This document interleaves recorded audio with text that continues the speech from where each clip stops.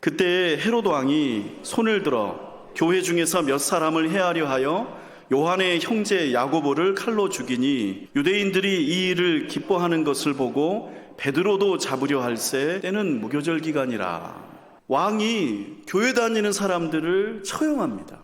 이때 처형당한 야고보는 예수님을 따랐던 12 제자들 중에 한 사람이에요. 그러니까 교회를 대표하는 신앙인이죠. 그런 그를 헤롯이라는 왕이 체포해서 마치 파리 죽이듯 단칼에 죽여버립니다. 대개 나라를 다스리는 통치자가 무고한 사람이나 종교인을 처형하면 민심이 흉흉해지죠. 악독한 죄인이 아니라면요, 아무래도 종교인들 죽이는 것은 조금 주저하기 마련입니다. 그런데 왕이 교회 지도자를 죽여버렸는데 민심이 어땠습니까? 사람들이 그 처형을 좋아해요. 사람들 반응이 좋으니까 왕은 내친 김에 베드로까지 죽이기 위해서 체포합니다. 왕이 야고보를 죽이니까 사람들이 기뻐하고, 왕이 베드로를 체포하니까 그도 또한 죽이기를 기대하는 것. 이게 당시의 교회가 처한 현실이었고 당시에 교회 다니는 신자들이 겪는 상황이었습니다. 특별히 잘못한 일 없이 단지 기독교 신앙을 가졌다는 이유만으로 사람 목이 단칼에 날아간다면 누가 예수님을 믿으려고 하겠습니까? 그리고 사회 분위기가 이렇게 되면요,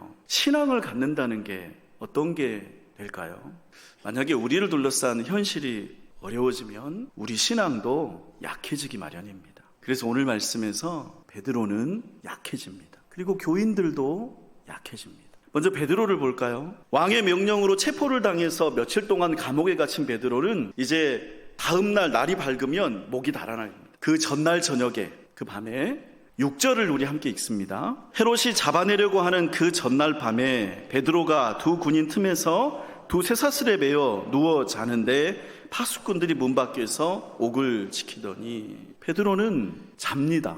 내일이 처형일인데 오늘 밤에 자요. 근데 베드로는 과연 어떻게 이처럼 푹 잘 수 있었을까요? 베드로가 감옥에서 깊은 잠을 잘 수 있었던 것은 굳센 믿음 덕분이라기보다는 아마도 포기했기 때문일 것입니다. 신앙적으로 좋게 말해보면 내가 내일 죽더라도 천국에 간다는 소망을 더 크게 가졌다, 이렇게 할 수 있겠죠. 그러나 다만 분명한 사실은요, 하나님께서 베드로를 구해주실 거라고 그는 기도하지도 않았고 그는 믿지도 않았습니다. 혹시 베드로의 모습이 여러분 보시기에 실망스러우신가요? 어렵고 힘든 시기에 신앙인들은 약해집니다. 포기하는 쪽으로 기울어지는 게 우리 사람이죠. 그러면 교인들은 어땠을까요? 5절을 보면 반가운 말씀이 나오는데 우리 함께 읽습니다. 이에 베드로는 옥에 갇혔고 교회는 그를 위하여 간절히 하나님께 기도하더라. 교인들은 간절히 기도해요. 기도의 내용은 당연하게도 베드로가 무사히 풀려나게 해달라는 것이었겠죠. 그리고 그 기도대로 베드로가 풀려났어요. 한밤중에 탈옥한 베드로는 교인들이 모여서 기도하는 곳으로 달려갔습니다. 잠겨있는 문을 어서 열어달라고 대문을 두드렸습니다. 근데 그때 어떤 일이 일어났나? 우리 13절에서 15절까지 말씀 함께 읽습니다. 베드로가 대문을 두드린데 로데라 하는 여자아이가 영접하러 나왔다가 베드로의 음성인 줄 알고 기뻐하여 문을 미처 열지 못하고 달려들어가 말하되 베드로가 대문 밖에 섰더라 하니 그들이 말하되 네가 미쳤다 하나 여자아이는 힘써 말하되 참말이라 하니 그들이 말하되 그러면 그의 천사라 하더라. 밤중에 문을 두드리는 소리에 여종이 나갔어요. 누구세요? 나야, 베드로야. 여종은 반가운 목소리를 듣고 너무 기뻐서 문을 그대로 잠긴 채로 둔 채 안에 있는 사람들에게 뛰어들어가 알렸습니다. 베드로가 살아서 돌아왔다고요. 근데 그 집에서 베드로의 무사 귀환을 위해 간절히 기도하고 있던 교인들이 어떻게 반응합니까? 15절 보시죠. 네가 미쳤구나. 여종이 다시 말해요.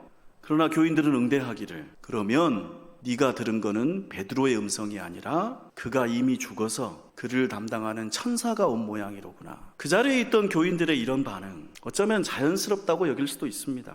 근데 이렇게 생각을 해보시죠. 그들은 지금 무엇을 위해서 그 집에 모여 있습니까? 베드로의 무사 귀환을 간절히 기도하기 위해서 모였죠. 그리고 그들의 기도대로 베드로가 돌아왔는데 그들은 오히려 미쳤다고 말합니다. 왜 이렇게 반응할까요? 기도는 하지만 믿지는 않기 때문입니다. 이것이 성경이 보여주는 믿음의 현실입니다. 한때 부흥했고 시끌벅적했던 교회, 너나 할 것 없이 모두가 행복했던 교회, 믿기만 하면 모든 게 다 믿음대로 이루어질 것만 같았던 그런 교회였는데 그러나 이제 상황이 바뀌었고 당장의 위협이 너무도 강해서 이제는 우리 중에 교인들이 끌려가고 억울하게 처형을 당해도 주위 사람들이 만류해 주기는커녕 기뻐하며 환호성을 치고, 베드로 같은 지도자는 자기 목숨이 경각에 달렸어도 무심하게 잠만 자고, 교인들은 말로는 간절히 기도한다고 하면서 실제로는 좋은 일이 일어날 거라고 전혀 기대하지 않는 교회, 이것이 설립 10주년을 지나고 있는 세계 최초 교회의 모습이었습니다. 누구나 그 다음에 결론이 어떻게 될지 예상할 수 있습니다. 이제 끝난 거죠. 그런데 그 다음, 누구나 쉽게 예상할 수 있는 그 다음이 어떻게 되었을까요? 하나님의 말씀은 흥왕하여 더하더라. 아니, 하나님의 말씀이 점점 더 널리 퍼지고 믿는 사람이 많아졌대요. 누구나 쉽게 예상했던 그 결과가 아니었습니다. 오히려 그 반대였죠. 어떻게 이처럼 뒤바뀔 수 있었을까요? 교인들은 무기력했고 지도자들도 무심하게 될 정도로 상황과 현실이 어렵고 무거웠는데, 그래서 그들은 아무것도 하지 못했는데 그들이 모르는 뭔가가, 그들이 모르는 누군가가 그들을 도왔던 것입니다. 누가요? 하나님이 혼자서 그들을 위해 일하고 계셨습니다. 여러분, 다시 7절을 보면 잠자던 베드로를 깨운 이가 누구입니까? 주의 사자입니다. 베드로가 혼자 새벽에 일어나서 기도하고 그런 거 없어요.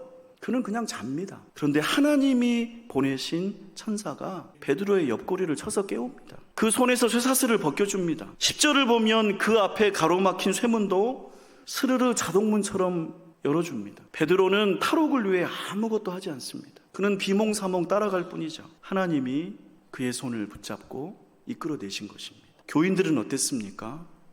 그들은 기도하면서도 믿지 않아요. 네가 미쳤구나 하는 말은, 여기서 우리가 기도하는 것이 이루어지기를 바란다는 것은 미친 거야. 미치지 않고서는 어떻게 베드로가 풀려날 수 있겠어?